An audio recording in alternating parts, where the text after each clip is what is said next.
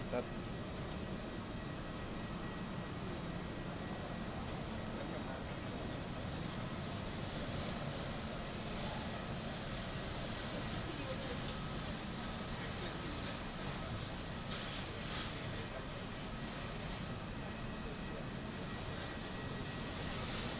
भाई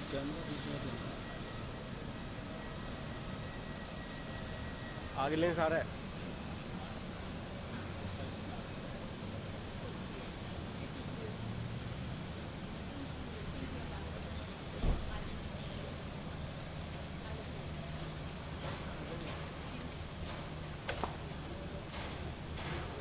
पीछे रहना होगा।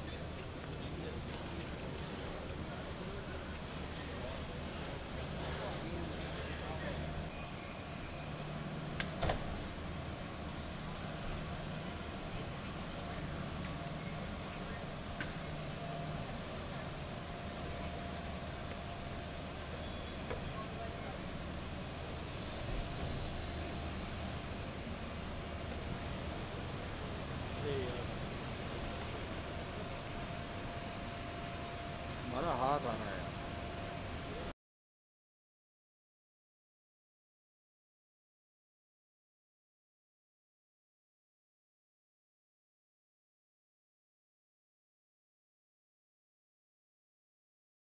Build India as a thriving economy, a beacon of democracy, and a symbol of hope to the world. What you are achieving here is truly extraordinary. From your childhood selling tea to your election as India's Prime Minister, you've proven that transformational change is possible.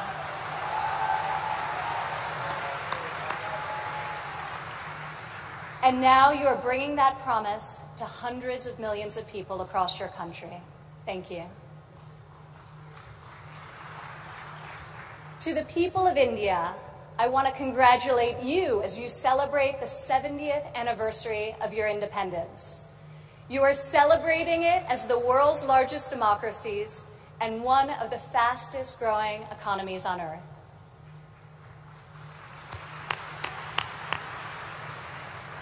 Through your own enterprise, entrepreneurship, and hard work, the people of India have lifted more than 130 million citizens out of poverty. A remarkable improvement, and one I know will only continue to grow under the leadership of Prime Minister Modi. All of you are helping India's middle class reach its goal of nearly 500 million people by 2030. You have opened new universities across the country. Your doctors and scientists are discovering medical cures and life-saving technologies. Your engineers and your architects have built modern wonders that grace your skies. And Indian spacecraft have traveled to the moon and to Mars. The people of India inspire us all.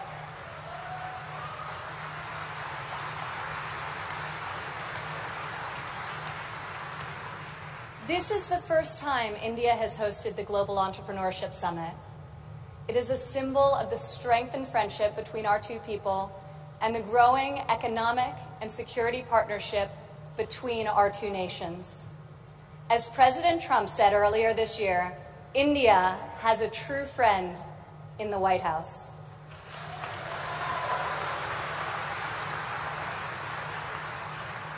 I would like to thank the State Department for co-hosting this incredible gathering. I would also like to thank Governor Narasimhan and all elected Indian officials who are here with us tonight for welcoming us to your beautiful country. Thank you. It's incredible to be in this ancient city brimming with transformative technology. Now, your tech centers may even outshine your world-famous biryani. Maybe. CEOs like Microsoft Satya Nadella went to school right here in Hyderabad.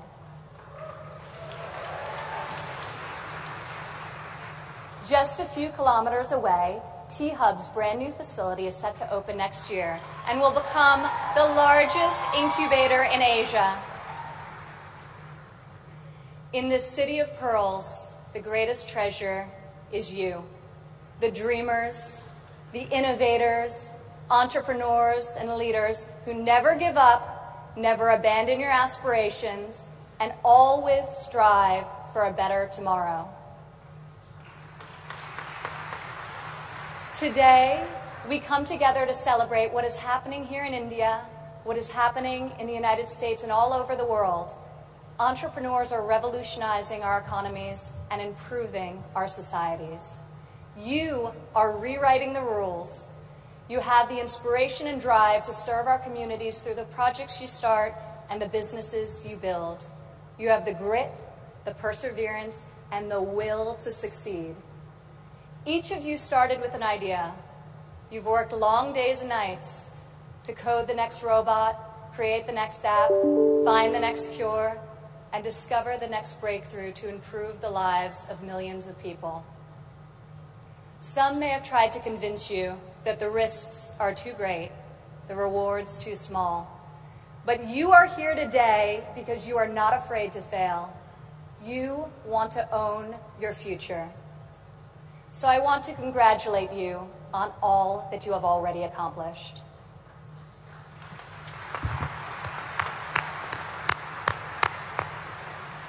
And I especially want to congratulate the women entrepreneurs here with us today.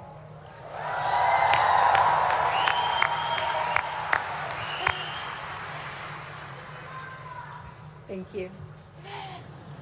This year's summit is focused on a theme that is key to our future: women first, prosperity for all. I'm proud to say that for the first time ever, women make up the majority of the 1,500 entrepreneurs selected to attend this summit. I see all of you out there. Only when women are empowered to thrive will our families, our economies, and our societies reach their fullest potential. As a former entrepreneur, employer, and executive in a male-dominated industry, I've seen firsthand that all too often, women must do more than their male counterparts to prove themselves at work, while also disproportionately caring for their families at home.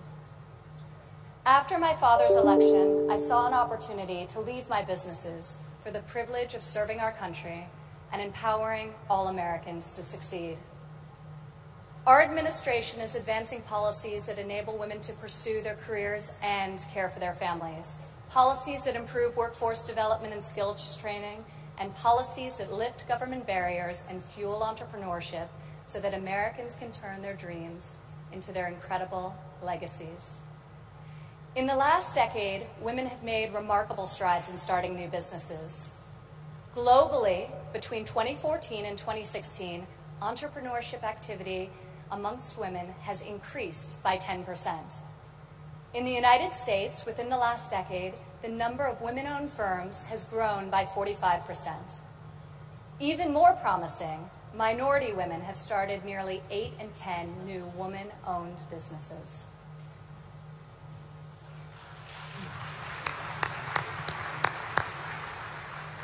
Today, more than 11 million women in the United States own businesses. They employ nearly 9 million workers and generate over $1 trillion in revenue.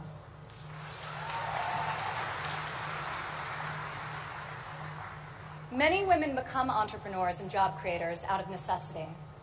Some weren't given the flexibility they needed at work to care for their families.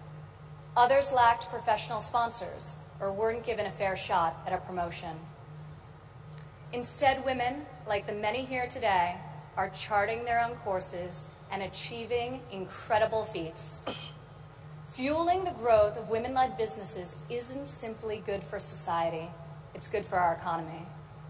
One study estimates that closing the gender entrepreneurship gap worldwide could grow our global GDP by as much as 2%.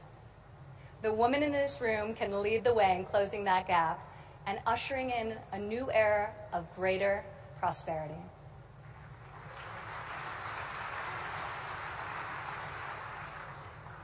Yet despite the soaring rate of female entrepreneurs, women still face steep obstacles to starting, owning, and growing their businesses. We must ensure women entrepreneurs have access to capital, access to networks and mentors, and access to equitable laws.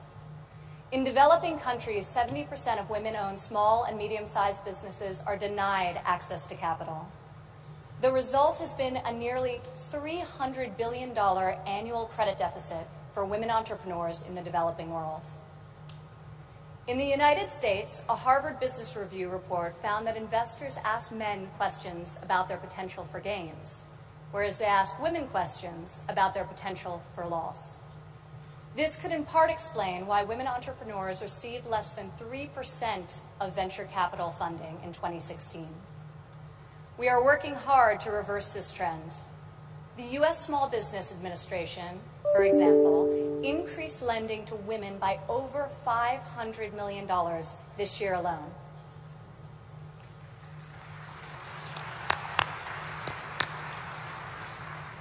When it comes to networks and mentorship, roughly half of women in the United States say they have difficulty finding a mentor. Yet mentorship is critical to success, as each of you knows. Entrepreneurs need professional guidance to help them start and grow their business. In the United States, we are fostering mentorship through programs such as SCORE, a nationwide initiative where successful men and women coach those who want to become their own CEOs. And when it comes to equitable laws, while many developed and developing countries have made tremendous strides, there is still much work to be done. In some countries, women are not allowed to own property, travel freely, or work without the consent of their husbands. In even more countries, the cultural and family pressure is so great that women do not feel the freedom to work outside of the home. Our administration is striving to promote greater opportunity for women around the world, both through our domestic reforms and our international initiatives. This summer at the G20 conference, the United States was a founding member of a bold new initiative with the World Bank, the Women Entrepreneur Finance Initiative, also known as WEFI.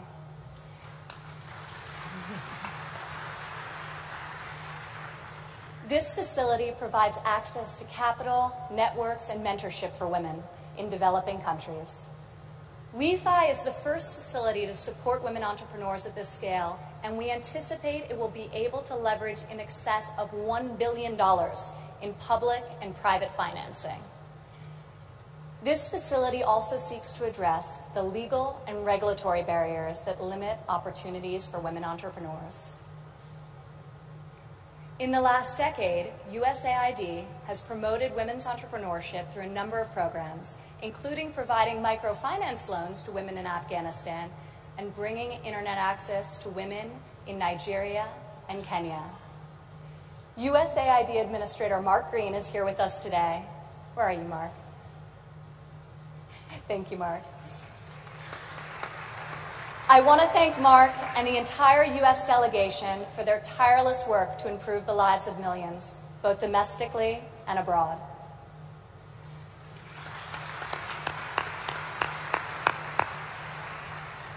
Further, as each and every one of you can attest, this summit is yet another powerful example of a U.S. initiative that connects entrepreneurs around the world with investors who believe in your mission and will champion your success. I want to thank the U.S. business leaders who have traveled all the way to Hyderabad for this inspiring event. I also want to congratulate the more than 350 American entrepreneurs who were selected to be with us here today to represent America's brightest talent.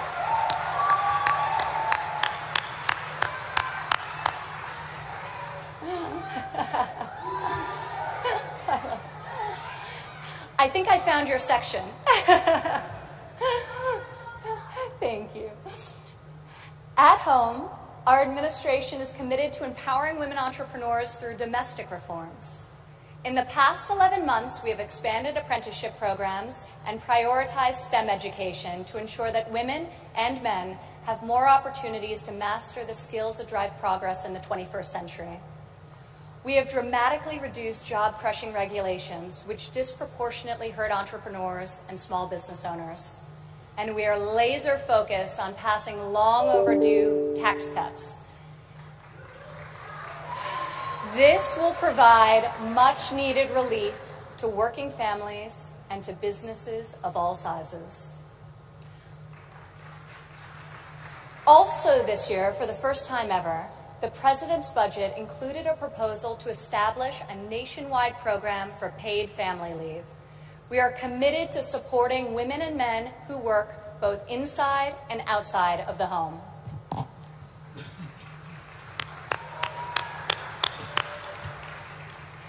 When women work, it creates a unique multiplier effect.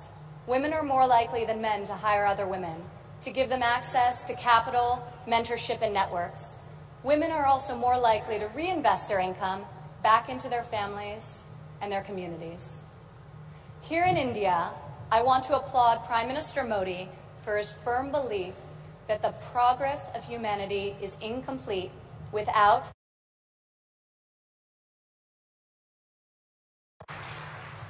Just consider, if India closes the labor force gender gap by half, your economy could grow by over $150 billion in the next 3 years. As we kick off this 3-day summit, I encourage everyone here to come together, learn from each other, and find new ways to lift barriers in our society so that women are free to innovate, empowered to succeed, and able to leave our children a brighter future. As we strive for change, we must never forget that the best hope for our future is far greater than any single government policy. The source of our success is found in the spirit, the drive, and the talent of our people. Here with us today from San Francisco is Dara Dotz. Dara spent over a decade working in underserved communities around the world. She witnessed firsthand that many times people need very simple items: a bucket for carrying water, a splint to treat an injury, a part to fix a generator. Dara co-founded Field Ready to provide life-saving supplies through 3D printing. Today, Dara's company responds to disasters all over the world and delivers humanitarian aid with cutting-edge technology. Through her innovative solutions, Dara is saving lives and bringing hope to thousands of communities. Thank you, Dara. Please stand up, Dara.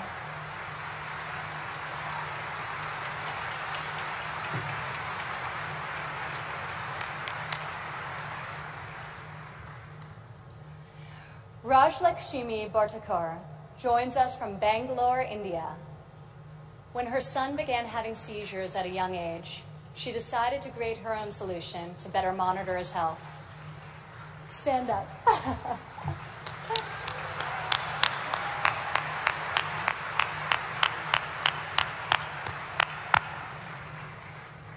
She invented a smart glove that predicts, manages, and detects different diseases and disorders using artificial intelligence.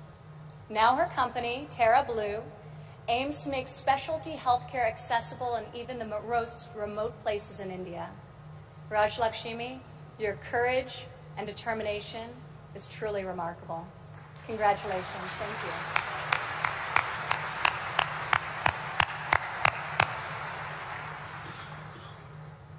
Also here with us today is Rayan Karmalova from Azerbaijan.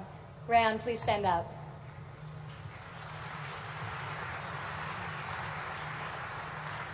You all won't believe this, but Rayan is just 15 years old. But that has not stopped her from founding a company that harvests energy from rainwater. Rayan has a powerful motto: light up one house at a time. Rayan, each home you light up is illuminating the world. We are inspired by your brilliance and your hard work. Thank you.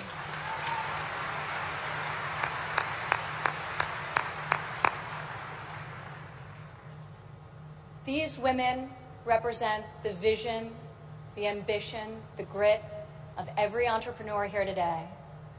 You are saving lives, creating jobs, and bringing hope to our communities. You are transforming our societies one business and one customer at a time. You prove to the world that we have the power to rise above the challenges of our day and to pioneer new pathways forward, and to leave our mark on this moment in history.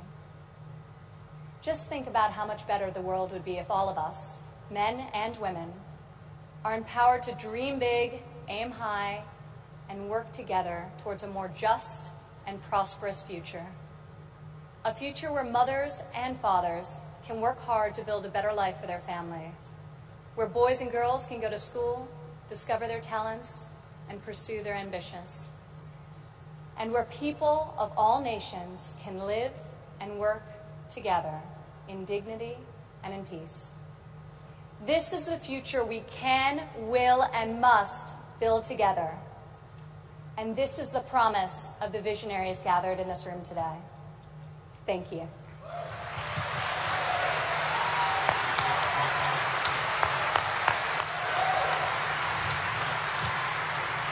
Thank you, Ms. Ivanka Trump.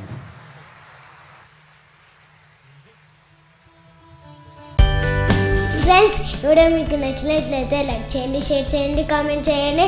మరిన్ని update కోసం subscribe చేయండి, bell ఐకాన్ని click చేయండి. Thanks for watching.